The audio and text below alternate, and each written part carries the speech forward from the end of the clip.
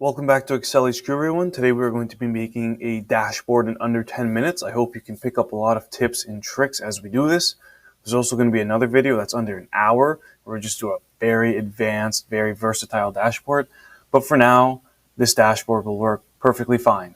And we'll start the 10-minute timer starting now. Okay, so we have my data set here on my boxes. I'm going to go to Insert, and we're just going to put a pivot table in right away. And I'm thinking I'm going to have just 3 graphs in this pivot table. In this dashboard, it is, after all, under 10 minutes. So the first one, we're going to put our product in our rows, our item total. So this is going to be a nice chart here. It's just going to be each box type we have and the amount of sales there are. And then we're going to have our dates, and then it gives us our days and our months too. Let's go by month. That'd be nicer. And then we're also going to put our item total in here. So that's how much we're making by month. And then I think month, and then my product, and then my item total once again. So I can kind of see the trends of the boxes over the months. Actually, what I think would be nicer was product, then months. There we go. And then I can add a nice slicer in here. So I'm kind of envisioning what the dashboard is going to look like so far with these 3 pivot tables. And we're good. So I'm just going to start off with one graph, and then we're going to be doing the other graphs. And all the graphs are going to come straight from our pivot tables. This one is actually going to be a pie chart, which would probably be best in this scenario. But we're going to start off with the main one, which I'm going to make this one, which is our time period one. So recommended charts, that's going to be a line chart, because it just makes sense. You can kind of tell which chart to use. Okay, I'm going to cut that, and then I'm going to copy that on this sheet. This is going to be our dashboard sheet. We'll just name it dashboard. Not very creative right now, but we don't have time. And the first thing I'm going to do is go view grid lines, get rid of those grid lines right away. And now in this chart, I'm going to right click on this, and I'm going to hide all my field buttons because, well, really it just looks nicer now. Pick a format. So I'm thinking I'm going to do one chart, one chart, one chart like that. So this guy can be pretty long. Let's go 20, and then height, let's go 8. So that kind of looks a little nicer.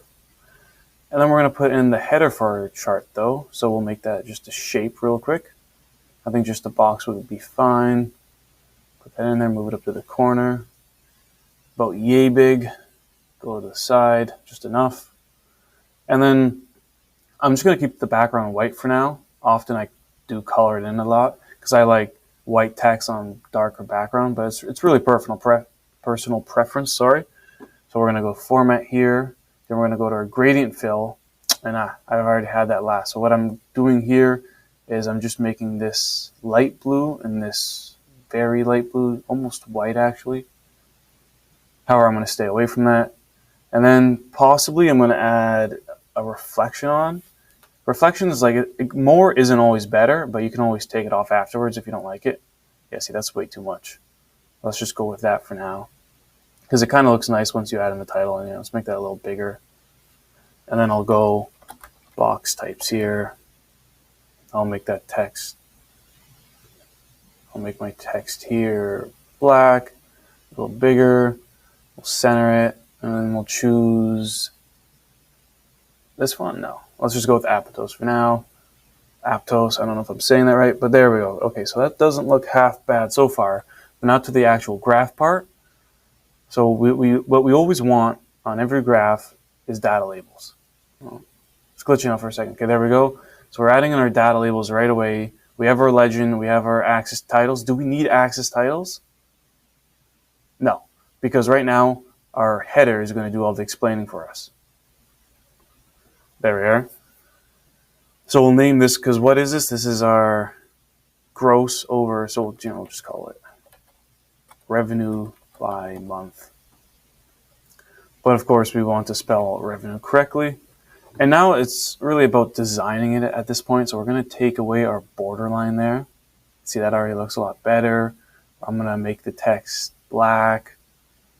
And then, see, my data labels, they're going to get really big here because of the way I have it formatted. So I'm actually going to go back to my data sheet, and all of my pound signs here, I'm going to, I never click the correct decimal switcher right away.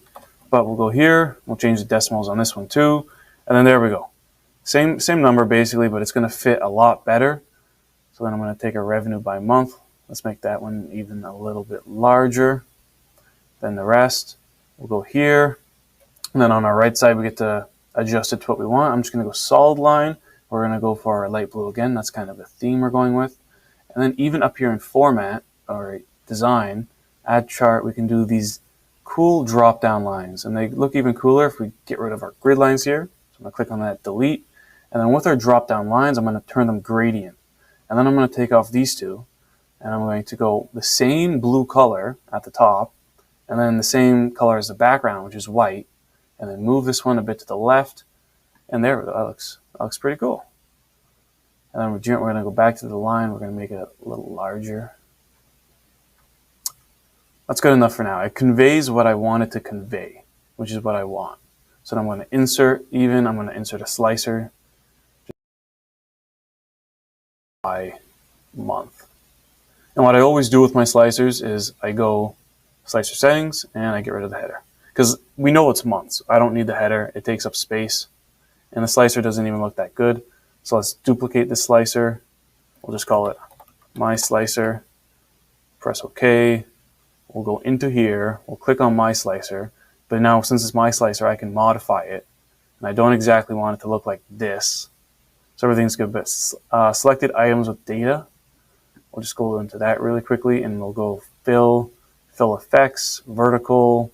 This way, the same light blue again, and then we'll just go light blue again. Actually, we'll keep the light blue just a lot lighter. Okay, that looks nice. And what do I have here? I've selected items with no data.